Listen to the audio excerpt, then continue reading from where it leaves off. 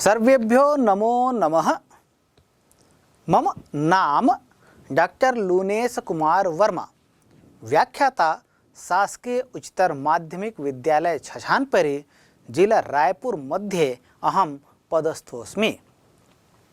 अद्य वयं पठामः दशम्यां कक्षायां संस्कृत विषयं चतुर्थः पाठः। पाठस्य नाम अस्ति बिलासा। प्यारे बच्चों, आप जानते हैं भारतीय परंपरा में किसी स्थान का नाम रखने की अनेक परंपराएं रही हैं।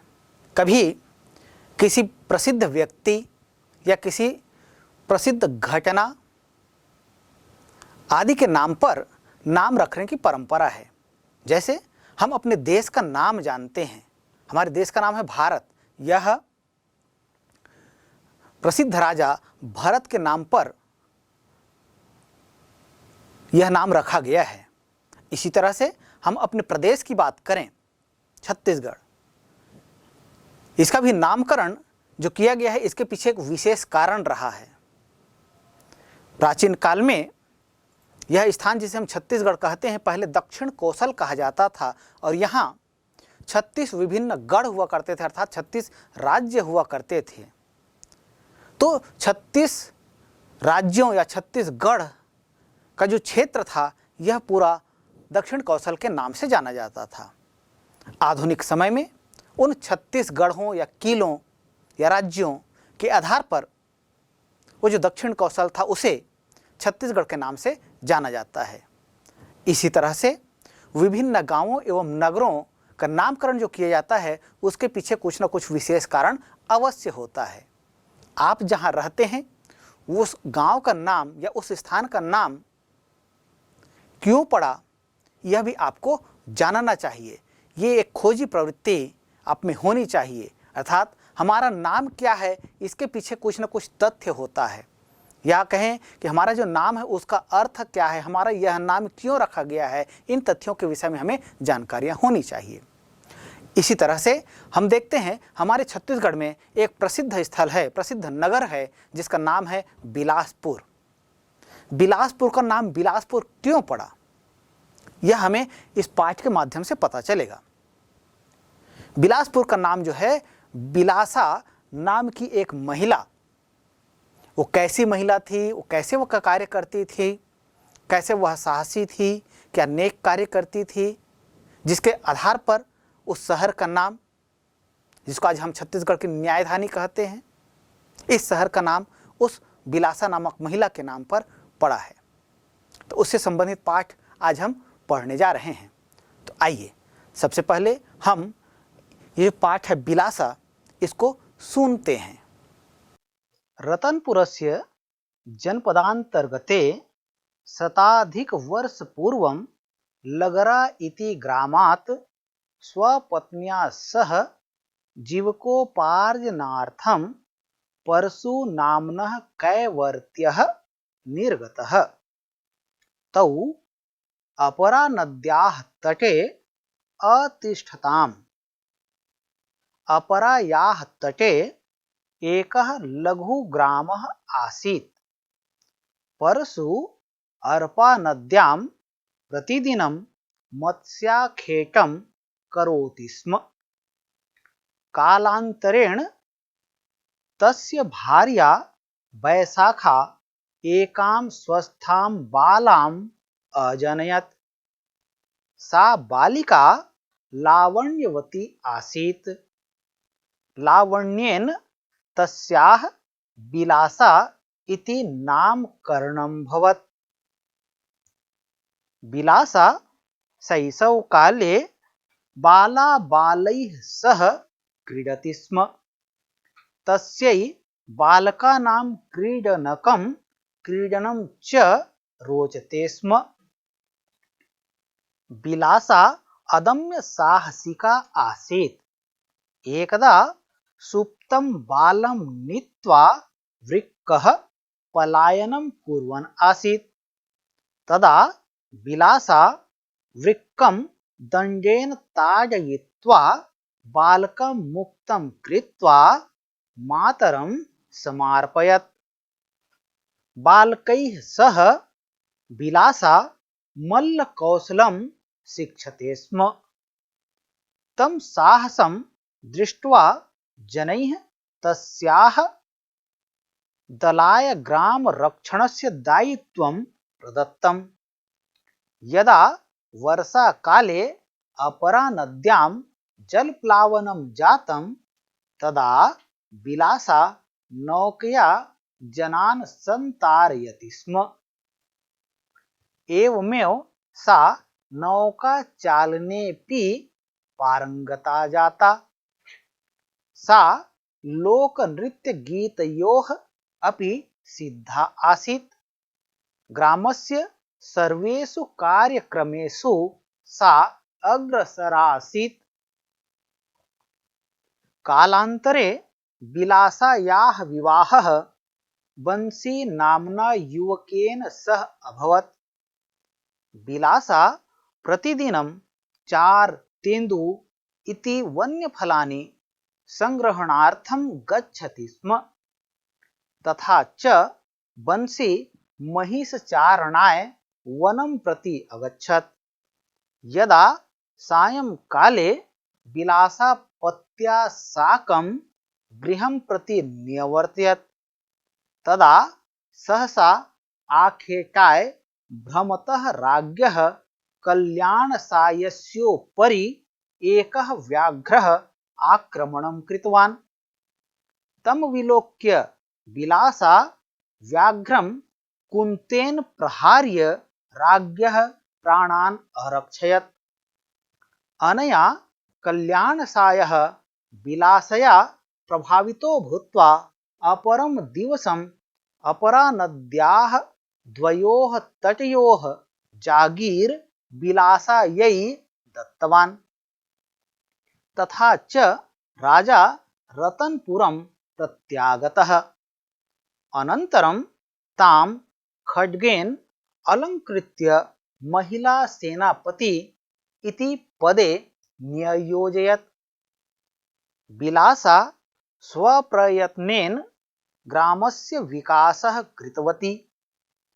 तस्याः वर्धमानं प्रभावं दृष्ट्वा प्रतिवेशिनः राज्यानि तस्याः क्षेत्रे आक्रमणं कृतवन्तः। तैः सह विलासा साहसेन युद्धम् अकरोत्। सा राज्यरक्षा कुर्वती वीरगतिं प्राप्तवती। राज्ञः कल्याणसायेन मत्स्याखेटकानां निवासस्थलं विलासायाः सम्मानार्थं विलासापुरम् इति नाम्ना प्रथितम्। वर्तमाने इदं विलासपुरं छत्तीसगढ़स्य न्यायधानी अस्ति। विलासा स्वकार्येण न केवलं स्वसमाजे अपितु समस्त छत्तीसगढ़ प्रान्ते सम्मानितास्ति। सम्प्रति छत्तीसगढ़ सर्वकारेण मत्स्यपालन क्षेत्रं प्रोत्साहनार्थं तया नाम्ना विलासाबाई केंवटिन इति पुरस्कारः प्रतिवर्षः दीयते। अपि च तया नाम्ना बिलासपुरे विलासातालः विलासाकन्या स्नातकोत्तर महाविद्यालयः विलासा चतुष्पथः प्रभृतयः गौरवान्विताः सन्ति। एवमेव छत्तीसगढ़स्य पूज्या विलासा साहस शौर्य कर्मनिष्ठा क्षेत्रेषु आदर्शभूतास्ति। प्यारे बच्चों, यह है हमारा विलासा पाठ। आइए अब इस पाठ के गद्यांश को, शब्दार्थ को, विभिन्न पदों को हम समझते हैं। प्यारे बच्चों, अभी हमने पाठ सुना विलासा। बिलासा में जो गद्यांश आए हैं, इसके विभिन्न गद्यांशों को, पूरे पाठ के अंश को हमने भली भांति सुना। और आइए अब इस पाठ में जो गद्यांश हैं, जो शब्द हैं, उनको समझते हैं, पाठ का भाव क्या है उसको समझते हैं, और अंततः बिलासा का जो साहस है, उसके कार्य हैं, उन कार्यों के विषय में हम इस पाठ के माध्यम से जानेंगे। तो हम पहला गद्यांश लेते हैं। गद्यांश आप देख पा रहे हैं। रतनपुरस्य जनपदांतर्गते शताधिक वर्ष पूर्वं लगरा इति ग्रामात् स्वपत्न्या सह जीवकोपार्जनार्थं परशुनाम्नः कैवर्त्यः निर्गतः। तौ अपरा नद्याः तटे अतिष्ठताम्। अपरायाः तटे एकः लघु ग्रामः आसीत्। परशु अपरा नद्यां प्रतिदिनं मत्स्याखेटं करोति स्म। कालांतरेण तस्य भार्या वैशाखा एकां स्वस्थां बालाम् अजनयत्। सा बालिका लावण्यवती आसीत्। लावण्येन तस्याः बिलासा इति नामकरणं भवत्। ये गद्यांश है और इस गद्यांश का अर्थ हमको समझना है। तो सबसे पहले हमको यह देखना होगा कि इस गद्यांश में कौन कौन से पद हैं जो हमें कठिन लगते हैं, या कहें कि कौन कौन से पद हैं जो संधि युक्त पद हैं। देखिए, संस्कृत की विशेषता है, इसमें संधि और समास से युक्त पदों की बहुलता होती है, या कहें कि संधि एवं समास का प्रयोग जो है के माध्यम से विभिन्न शब्दों का संक्षेपीकरण रूप संस्कृत में प्रस्तुत किया जाता है। इसके माध्यम से हम कम शब्दों में अधिक भाव व्यक्त करने में समर्थ हो पाते हैं। तो यहाँ इस गद्यांश में जो इस तरह के पद आए हैं, विशेषकर संधि वाले पद आए हैं, उन संधि युक्त पदों को हम पहले देखते हैं। उनमें कौन कौन से पदों का योग हुआ है और इस तरह से एक संधि युक्त पद बना है। तो वहाँ से हम संधि को अलग करते हैं, अर्थात संधि विच्छेद करते हैं और देखते हैं उसमें कौन सी संधि का प्रयोग हुआ है। तो सबसे पहले हम देखते हैं जनपदांतर्गते। ये शब्द जो है दो शब्दों से मिलकर बना है, जनपद धन अंतर्गते। यहाँ पर दीर्घ स्वर संधि का प्रयोग हुआ है। इसी तरह से हम आगे देखते हैं जीवकोपार्जनार्थम। यह जो शब्द है इसमें एक से अधिक संधियों का प्रयोग हुआ है। जीविका धन उप धन अर्जन धन अर्थम, इनके योग से जीवकोपार्जनार्थम यह शब्द बना है। जीविका धन उप कहते हैं, यहाँ पर गुण स्वर संधि का प्रयोग हुआ है। उपधन अर्जन कह रहे हैं, यहाँ पर दीर्घ स्वर संधि का प्रयोग हुआ है। अर्जन धन अर्थम कहते हैं, यहाँ पर भी दीर्घ स्वर संधि का प्रयोग हुआ है। तो इस तरह से बच्चों आप जानते हैं कि इसी शब्द में केवल एक ही संधि हो यह आवश्यक नहीं होता है। एक शब्द जो है अनेक शब्दों से मिलकर भी बना होता है, उसमें एक से अधिक संधियों का प्रयोग भी होता है, जैसे इस शब्द में हमने अभी देखा। आगे हम देखते हैं मत्स्याखेटम। मत्स्य धन आखेटम, यह जो शब्द है यह मत्स्य धन आखेटम, इन दोनों शब्दों से मिलकर बना है मत्स्याखेटम। यहाँ भी दीर्घ स्वर संधि का प्रयोग हुआ है। इसी तरह से एक शब्द है कालांतरेण। काल धन अंतरेण इति कालांतरेण, यहाँ भी दीर्घ स्वर संधि का प्रयोग हुआ है। नामकरणम भवत। नामकरणम धन अभवत, यहाँ व्यंजन संधि का प्रयोग हुआ है। तो इस तरह से किसी भी गद्यांश को आप देखते हैं तो उसमें जो कठिन पद होते हैं, जो लंबे शब्द होते हैं, उनको आप कैसे अलग कर सकते हैं। क्या उनमें संधियों का प्रयोग हुआ है? यदि संधियों का प्रयोग हुआ है तो उन संधि पदों को आप अलग कर दीजिए, तो इससे उसका भाव या कहें कि उसका अर्थ समझने में सरलता होती है। तो यहाँ हमने संधि विच्छेद कर लिया। आइए अब गद्यांश में प्रयुक्त शब्दों को देखते हैं, उनके अर्थों को जानने का प्रयास करते हैं। साथ ही साथ उसमें कौन सी विभक्ति का प्रयोग हुआ है, वह शब्द है कि वह धातु का रूप है, इसको भी हमें देखना होगा, उसको पहचानना होगा, तभी हम इसके अर्थ तक सही सही पहुंच सकते हैं। तो पहला शब्द है रतनपुरस्य। यह शब्द है रतनपुर, मूल शब्द है। इसमें षष्ठी विभक्ति एक वचन का प्रयोग हुआ है और इसका तात्पर्य होता है रतनपुर का के की। षष्ठी विभक्ति में क्या प्रयोग होता है? का के की। तो रतनपुर के, जनपदांतर्गते, जनपद के अंतर्गत, शताधिक वर्ष पूर्वम, शताधिक मतलब शताधिक, यह भी दो शब्दों से मिलकर है, शत धन अधिक, शत धन अधिक, यहां पर दीर्घ स्वर संधि का प्रयोग हुआ है।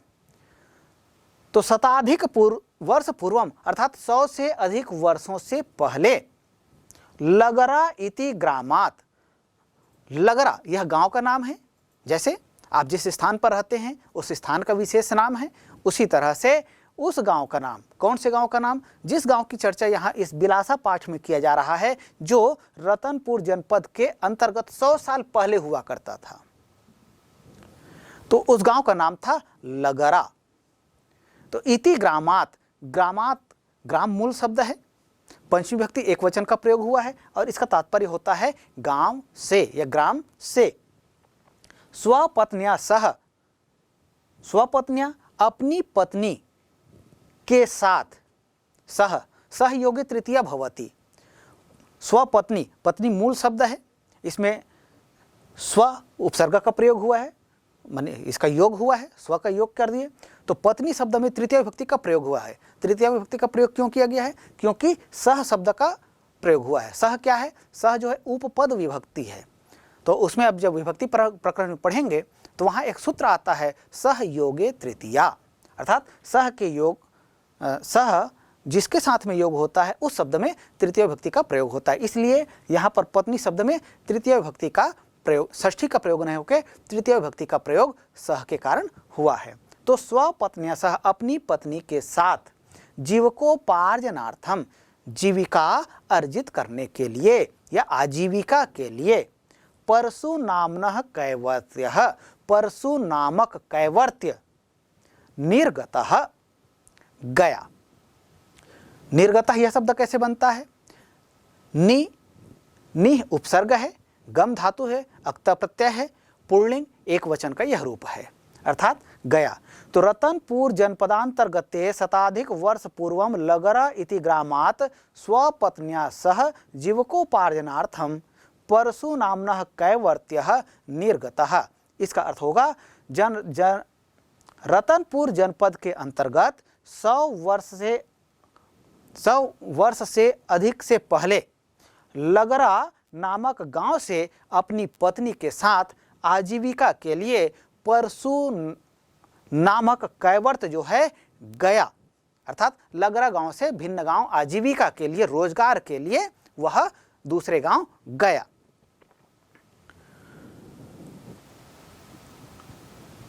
यह जो वाक्य आया है इस वाक्य से संबंधित प्रश्न किया जा सकता है, यथा अस्मिन् वाक्ये क्रियापदम किम अस्ति। तो यहाँ पर क्रियापद है निर्गतः। इस वाक्य का कर्ता पद पूछा जा सकता है, इस वाक्य का अस्मिन् वाक्ये कर्ता पदम किम अस्ति, तो इस वाक्य का कर्ता पद है परशु, परशु गतः। तो कर्ता है, कर्ता अनुसार क्रिया भवति। तो क्रिया का जो रूप है वो कैसा है, यह सामान्य रूप नहीं होकर के कृदंत रूप का यहाँ प्रयोग किया गया है। आगे बढ़ते हैं। तौ अपरा नद्याः तटे अतिष्ठताम, तौ का प्रयोग किया गया है, सह तौ ते, यह तद मूल शब्द है, इसका तात्पर्य होता है वह।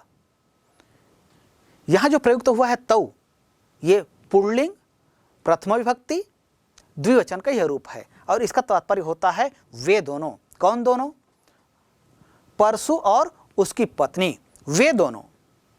अपरा नद्याः, अपरा छत्तीसगढ़ की जो नदियां हैं उनमें से एक प्रमुख नदी का नाम है अपरा। छत्तीसगढ़ की विभिन्न नदियों के नाम जानते हैं ना, हाँ, कौन कौन सी नदियां हैं, बिल्कुल सही है। जैसे हम देखते हैं इंद्रावती नदी है, महानदी नदी है, शिवनाथ नदी है, हसदो नदी है, अरपा नदी है, ये सभी छत्तीसगढ़ की प्रमुख नदियां हैं। तो इन्हीं प्रमुख नदियों में से एक नदी है अपरा।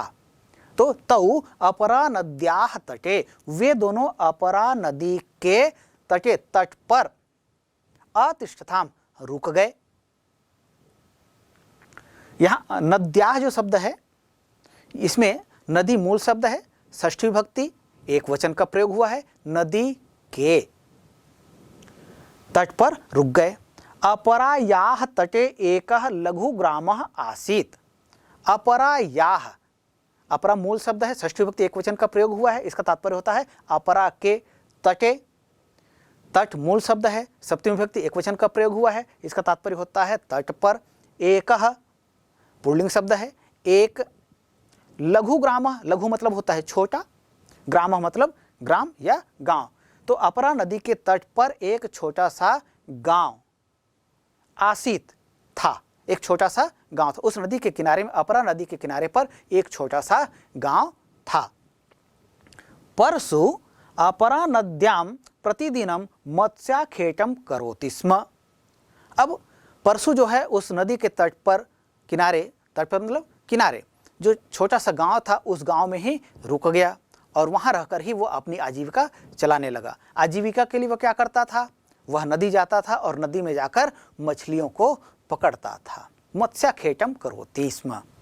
तो परसु अपरा नद्याम, अपरा नदी में, नद्याम नदी सप्तमी विभक्ति एकवचन का प्रयोग हुआ है, इसका तात्पर्य होता है नदी में।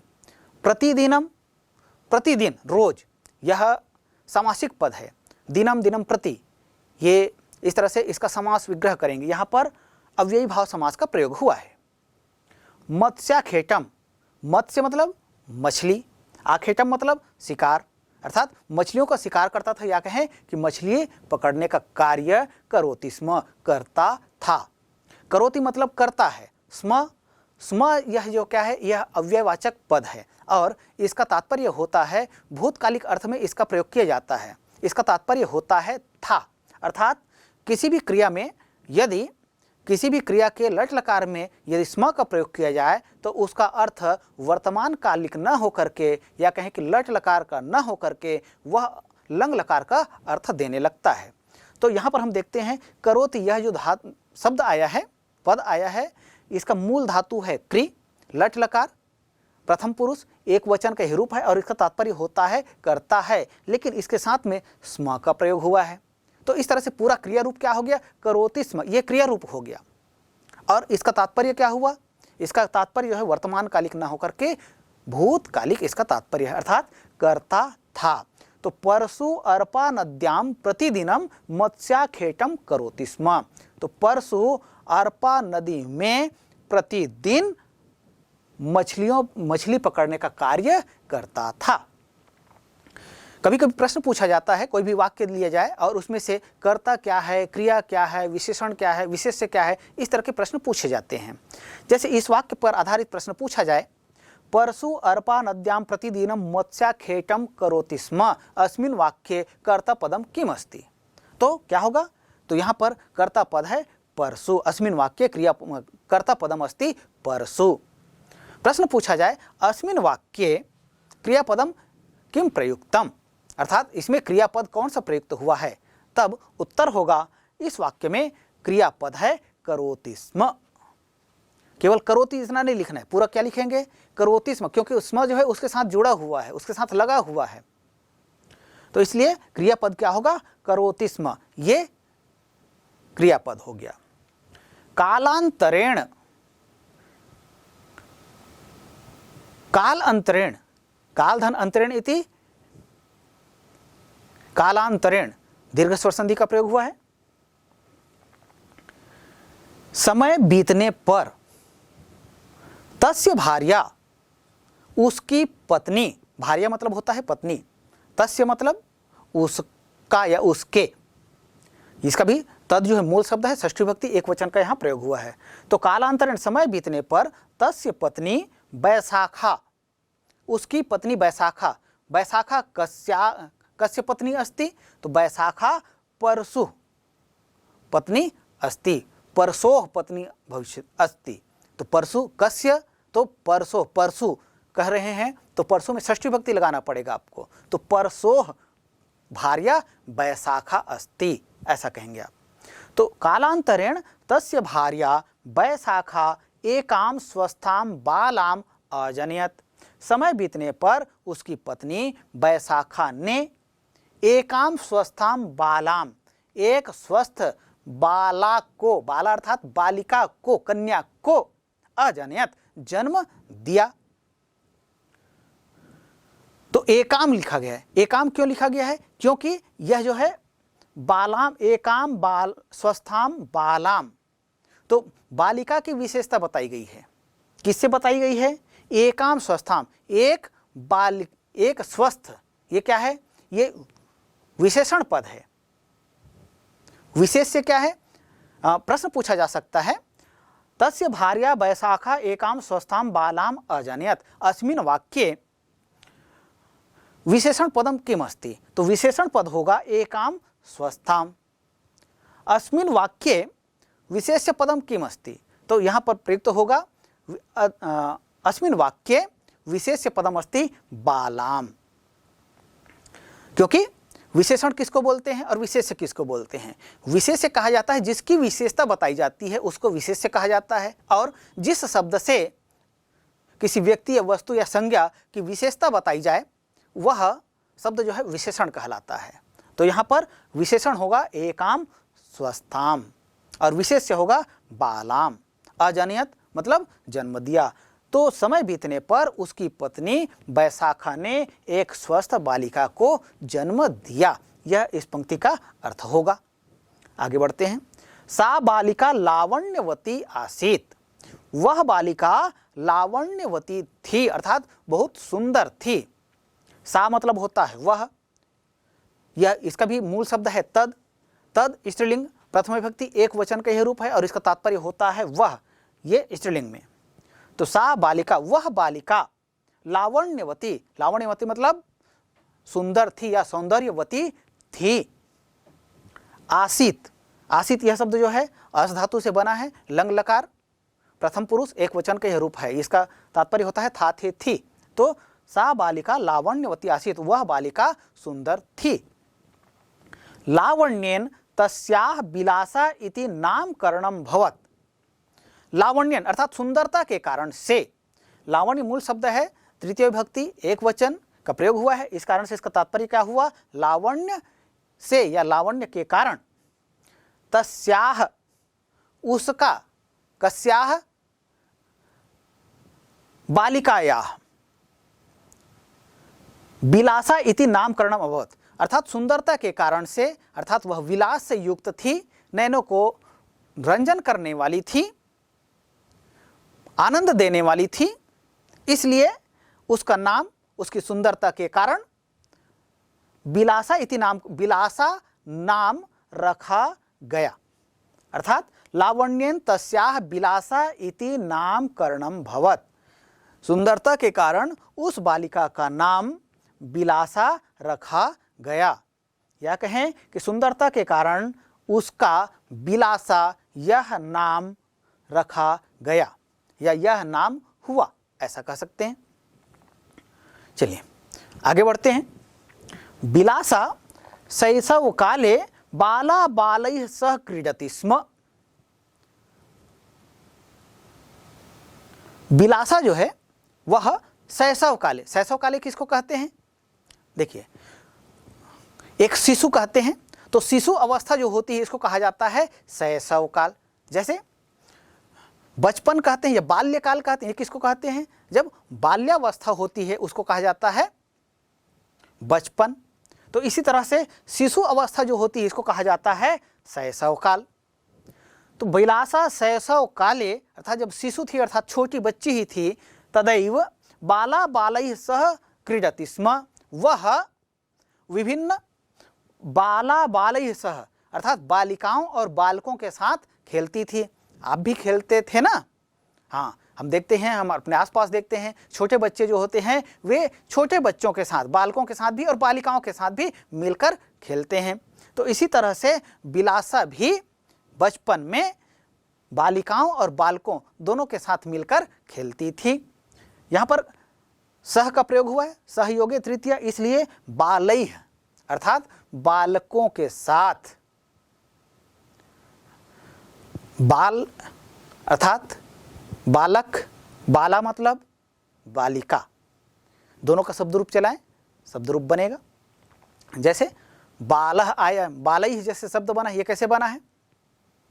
ये शब्द बनता है बालेन बालाभ्याम बालैः, बाल शब्द में तृतीय विभक्ति बहुवचन का यहाँ प्रयोग हुआ, अर्थात बाला बालैः सह, अर्थात बालकों के साथ भी और बालिकाओं के साथ, दोनों के साथ वह क्रीडति स्म। क्रीड धातु है, क्रीड मतलब होता है खेलना, प्रथम पुरुष लट लकार एक वचन का यहाँ प्रयोग हुआ है और इसका तात्पर्य होता है खेलता है, लेकिन इसके साथ में स्म का प्रयोग हुआ है। स्म का प्रयोग होने के कारण से इसका अर्थ लट लकार अर्थात वर्तमान काल का न होकर के लंग लकार अर्थात भूतकाल का यहाँ अर्थ यह शब्द देता है। कौन सा? क्रीडति स्म। तो बिलासा शैशव काले बाला बालैः सह क्रीडति स्म। बिलासा जो है शिशु अवस्था में बालिकाओं और बालकों के साथ खेलती थी।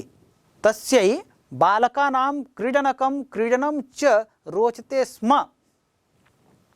उसको बालकानां अर्थात बालकों के, बालिकाओं की अपेक्षा बालकों के, क्रीडनकम खिलौने, क्रीडनम च और खेल, खिलौना भी और खेल भी, किसके? बालकों के। किसको? तस्यै अर्थात बिलासा को। रोचते स्म अच्छा लगता था। अब जैसे जैसे वह धीरे धीरे बड़ी हुई, शिशु अवस्था में तो बालिकाओं के साथ भी खेलती थी और बालकों के साथ भी खेलती थी, लेकिन जैसे जैसे वह बड़ी होती है उसको अब बालिकाओं की अपेक्षा बालकों के खेल और खिलौना ये दोनों उन्हें अच्छा लगता था। रुच योगे चतुर्थी भवति। रुच धातु अच्छा लगना अर्थ में चतुर्थी विभक्ति का योग होता है, तो यहाँ पर रुच धातु का प्रयोग हुआ है। रुच धातु का रूप हुआ है यहाँ पर रोचते। रोचते में रुच धातु है लट लकार, आत्मने पद का रूप है, प्रथम पुरुष एक वचन का यह रूप है और इसका तात्पर्य होता है अच्छा लगता है, लेकिन इसके साथ में स्म का प्रयोग हुआ है। तो स्म का प्रयोग होने के कारण से इसका अर्थ हो गया रोचते स्म। इस पद का अर्थ हुआ अच्छा लगता था। तस्यै बालकानां क्रीडनकं क्रीडनं च रोचते स्म। उसको बालकों के खिलौने और खेल अच्छा लगने लगा था। बिलासा अदम्य साहसिका आसीत। बिलासा जो है अदम्य साहसी थी, अर्थात वह साहसी बालिका थी। एकदा सुप्तं बालं नीत्वा वृक्कः पलायनं कुर्वन् आसीत्। एक बार सुप्तम, एकदा मतलब होता है एक बार, अव्यय पद है यह। सुप्तम मतलब सोते हुए, बालम मतलब बालक को, बच्चे को, नीत्वा, नी धातु प्रत्यय का प्रयोग हुआ है यहाँ पर, और नी का मतलब होता है ले जाना और नित्वा का तात्पर्य हुआ लेकर। वृक्कः, वृक्कः का मतलब होता है भेड़िया। पलायनम, पलायन का मतलब वो उसको लेकर, पलायन मतलब होता है भागना या जाना, एक स्थान से दूसरे स्थान के लिए प्रस्थान करना, यह कहलाता है पलायन। तो पलायनम कुर्वन् आसीत्, भाग रहा था। एकदा सुप्तं बालं नीत्वा वृक्कः पलायनम कुर्वन् आसीत्, अर्थात एक बार एक सोते हुए बालक को लेकर एक भेड़िया भाग रहा था। यहां पर प्रयुक्त हुआ है कुर्वन्।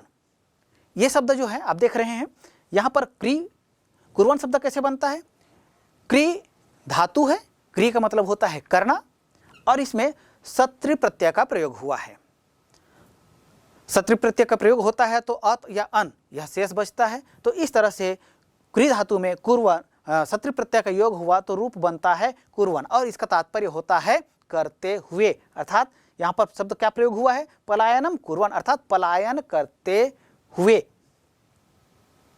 अर्थात वह माने यह सत्रि और सानज प्रत्यय जो है यह वर्तमान कालिक प्रत्यय है, अर्थात इसका जो प्रयोग किया जाता है तो वर्तमान काल में इसका अर्थ होता है। तो एकदा सुप्तं बालं नीत्वा वृक्कः पलायनम कुर्वन् आसीत्, एक बार सोते हुए बालक को लेकर भेड़िया भाग रहा था।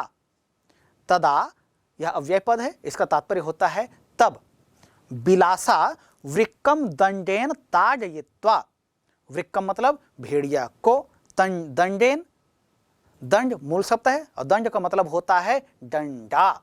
दंड भी होता है और डंडा भी होता है। दंड जो सजा के अर्थ में होता है वह अर्थ भी होता है और डंडा भी होता है, या लाठी जिसको कहते हैं। तो बिलासा वृक्कम दंडेन, डंडे से, ताडयित्वा मार कर, बालकम मुक्तम कृत्वा, बालक को मुक्त कराकर, मातरम समर्पयत, माता को समर्पित कर दिया। एक बार एक छोटे से बच्चे को लेकर भेड़िया जो है वहां से भाग रहा था और बिलासा ने उसे देख लिया। तो बिलासा क्या करती है, पास में रखे हुए डंडे को उठाई और उस भेड़िया का पीछा करते हुए गए और भेड़िए को डंडे से पीट पीट करके मार के भगा दिया। और इस तरह से वह बालक जो है उस भेड़िया से मुक्त हुआ। तो बालक को लाकर माता के सुरक्षित हाथों में उसे सौंप दिया। तो इसी प्रसंग को यहाँ लिखा है, तदा विलासा वृक्कम दंडेन ताडवित्वा, तब बिलासा ने उस भेड़िया को डंडे से मारकर, ताजित्वा यह शब्द जो बना है ताज धातु है, अक्त्वा प्रत्यय का प्रयोग हुआ है और यह कर अर्थ में होता है, तो अर्थात मार कर। बालकम मुक्तम कृत्वा, और बालक को मुक्त कृत्वा, कृ धातु त्वा प्रत्यय, इसका तात्पर्य होता है कर, करके। मातरम, मातृ यह मूल शब्द है और यहाँ पर द्वितीय विभक्ति एक वचन का प्रयोग हुआ है, माता को। समर्पयत, सम धन अर्पयत, समर्पित कर दिया।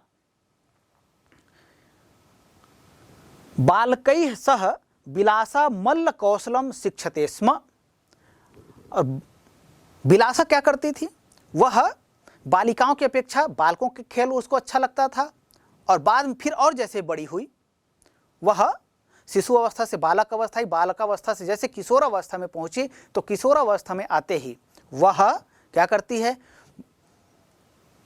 बालकैः सह बिलासा मल्ल कौशलम शिक्षते स्म, बिलासा जो है बालकों के साथ मल्ल कौशल अर्थात पहलवानी या कहें कि युद्ध कौशल का शिक्षा प्राप्त करने लगी थी। बालकैः सह, बालकों के साथ, बिलासा मल्ल कौशलम युद्ध कौशल शिक्षते स्म, शिक्ष धातु है, आत्मनेपद का रूप है, लट लकार प्रथम पुरुष एक वचन का, शिक्षा प्राप्त कर रही थी, स्म का प्रयोग हुआ इसलिए भूतकालिक अर्थ हुआ, तो शिक्षते स्म, शिक्षा प्राप्त कर, या कहें कि सीख रही थी। बिलासा बालकों के साथ मिलकर युद्ध कौशल सीख रही थी। इस वाक्य से संबंधित प्रश्न पूछे जा सकते हैं। बालकैः सह बिलासा मल्ल कौशलम शिक्षते स्म, अस्मिन् वाक्ये कर्ता पदम किमस्ति, तो कर्ता क्या है, बालकैः यह जो लिखा है यह कर्ता है या बिलासा करता है। तो देखिए कर्ता जो होता है वो सदैव प्रथम विभक्ति में होता है। प्रथम विभक्ति किस में लगा है, बालकैः में लगा है कि बिलासा में लगा है, तो इसके लिए आपको शब्द रूप जानना होगा। तो शब्द रूप आप देखें तो बिलासा कहते हैं आकारांत है, आकारांत में आप जानते हैं जैसे लता का रूप होता है लता, लते, लता, ये रूप बनता है, तो इसी तरह से बिलासा कहेंगे। देखिए जितने नाम होते हैं उन सभी के शब्द रूप बनते हैं, संज्ञा जो शब्द होते हैं इनके सबके रूप बनते हैं। जैसे आप हैं, आपके भी नाम का रूप बनेगा, जैसे बिलासा, बिलासा का रूप बनेगा, बिलासा, बिलासे, बिलासाह। तो यहाँ पर हम देखते हैं बिलासा जो है प्रथम विभक्ति एक वचन का रूप है।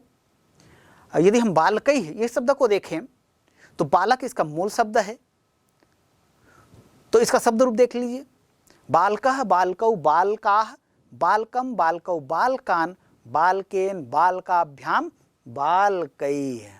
तो ये तृतीय विभक्ति बहुवचन का रूप है, यह कर्ता पद नहीं है, यह क्या है, यह करण है, कर्ता ने कर्म को करण से के द्वारा। तो यह करण कहाँ होता है, तृतीय विभक्ति में करण होता है, यहाँ तृतीय विभक्ति बहुवचन को रूप लगा है किसमें, बालक में, तो इसलिए यह कर्ता पद नहीं है। तो कर्ता क्या है, बिलासा है।